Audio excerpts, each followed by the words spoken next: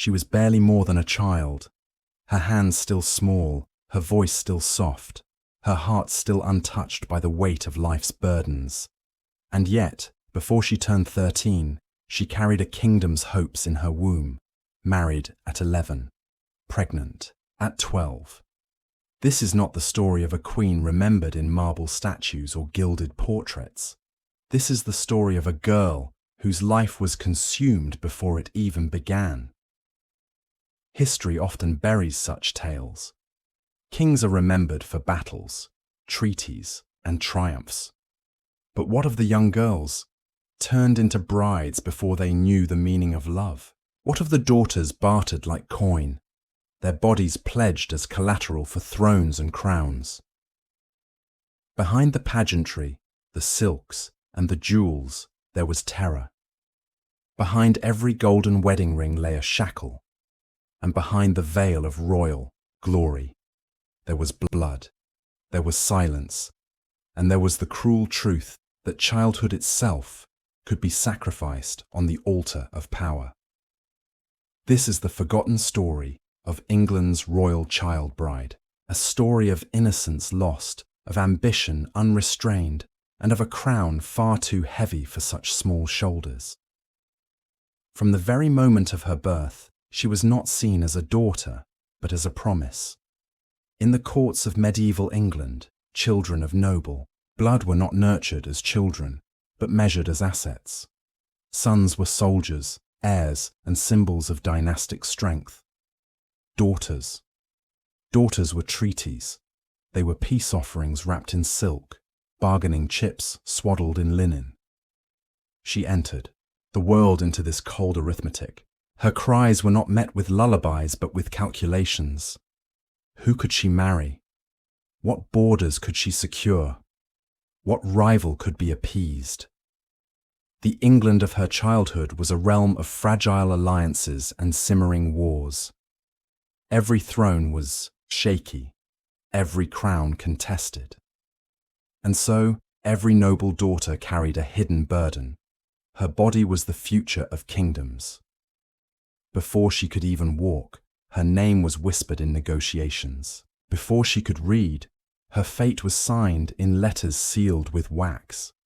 The men around her spoke of duty and honor, but what they meant was possession.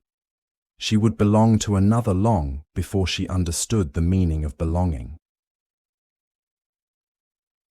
The nursery became her training ground for sacrifice.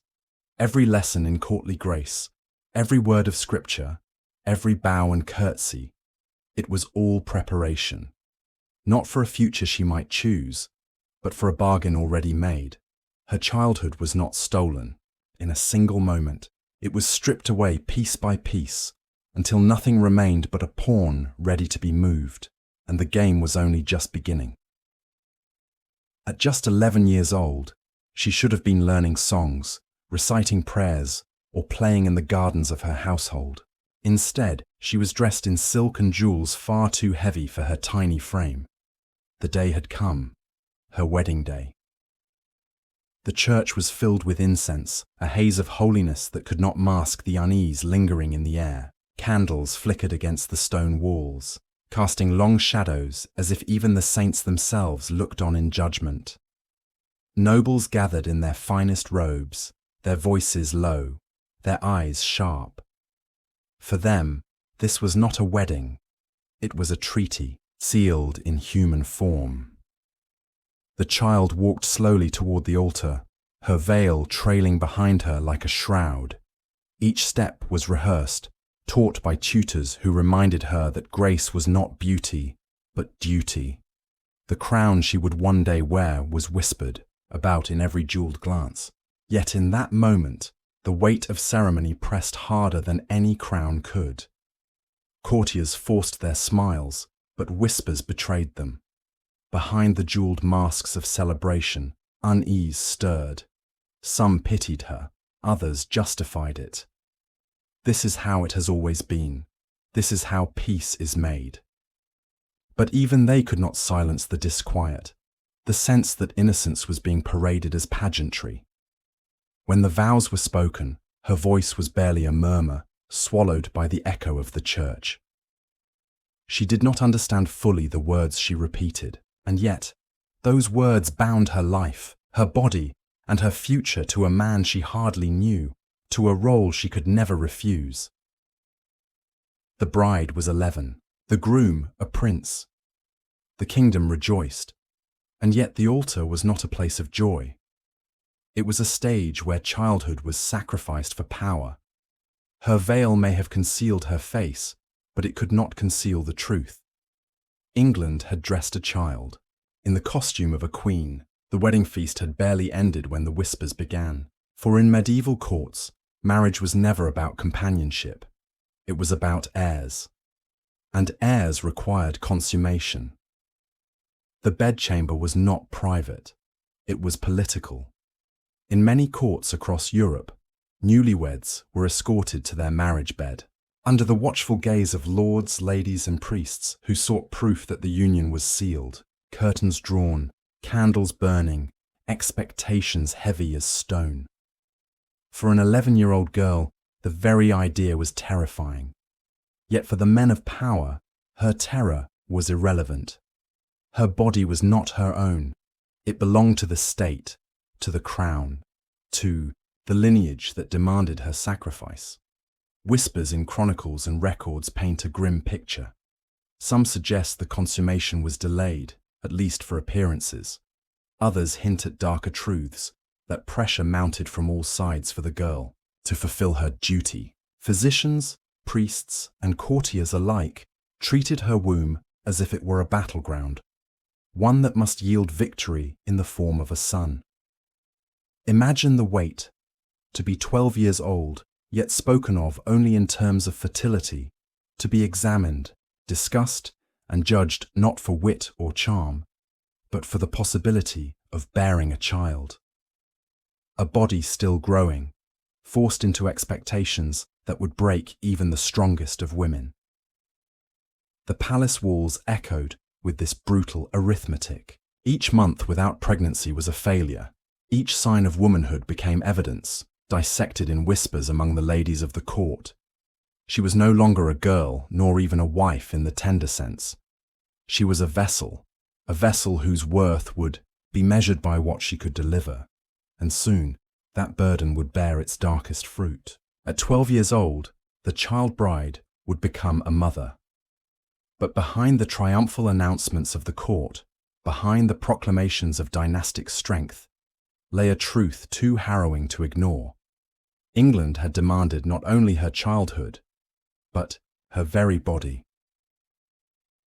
By the age of 12, she should have been whispering secrets with friends, chasing sunlight across castle courtyards, or tracing letters on parchment under the patient eye of a tutor.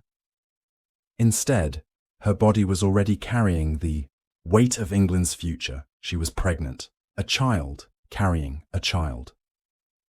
In the medieval world, this was no cause for alarm among rulers. To them, it was proof of duty fulfilled, of alliances made flesh. But within the walls of her chamber, behind the velvet curtains and guarded doors, fear hung thick in the air. The risks were enormous. A 12-year-old's body is not built to bear children. Her hips had not fully widened. Her bones were still soft with youth, her very frame still growing. Every physician, every midwife in silence, knew what danger lurked. Pregnancy at such an age often meant torn flesh, shattered bones, or death in labour. Yet to speak such fears aloud was treasonous. The court spun her pregnancy into triumph. Proclamations rang through the kingdom. The dynasty was secure. Heirs would come. But those who tended her in private, the women who bathed her, who soothed her sickness, who wiped the sweat from her brow at night, they saw the truth. She was not ready. Her tiny hands trembled as she clutched her belly, eyes wide with questions she could not voice. No tutor had prepared her for this. No priest's sermon could soften the dread of what lay ahead. For her, every flutter inside her womb was not just a quickening of life, but a reminder of the battle she would soon face. A battle that no army could fight for her. In a world that celebrated her as a vessel, her own voice was silenced. There were no songs of pity, no chronicles of fear. The kingdom rejoiced, but within the chamber of a 12-year-old bride, hope and terror lay side by side. And as the months passed, the question loomed larger than any crown. Would this child survive the ordeal of bringing forth another? The moment of truth arrived, the chamber filled with the scent of smoke and herbs, the flicker of candles, the whispers of midwives praying under their breath. Outside, courtiers waited for the sound of triumph, the cry of a newborn heir. Inside, however, the battle was far from certain. For a child to give birth was to walk the razor's edge between life and death. Every contraction was a torment her young body was not ready to endure. Some accounts speak of endless hours, her cries muffled by thick tapestries to keep up appearances. Others suggest she slipped into a fever, her body torn by the very act meant to secure the dynasty. And here lies the cruel ambiguity of her legacy. Some chronicles suggest she lived, emerging pale and broken but alive, her child swaddled beside her. Survival, yes, but at what cost? Her body would never truly heal, her youth forever shattered. To live on meant years of frailty, scars hidden beneath silks, and a life where her identity remained chained to the child she had borne. Yet other whispers tell a harsher ending, that she did not rise from the birthing bed at all, that her first cry as a mother was her last breath as a daughter. If so, then her son or daughter, the so-called triumph of the crown, was born into mourning, a legacy written in blood. Whether she emerged as a mother scarred or a martyr lost, the truth is the same. She was never meant to survive either fate. England had asked too much. A child was forced into the role of a queen, and in doing so, her life was consumed by the demands of power. Her story, half buried in chronicles, is not simply about birth or death. It is about a system that devoured its daughters, leaving behind silence where laughter should have been.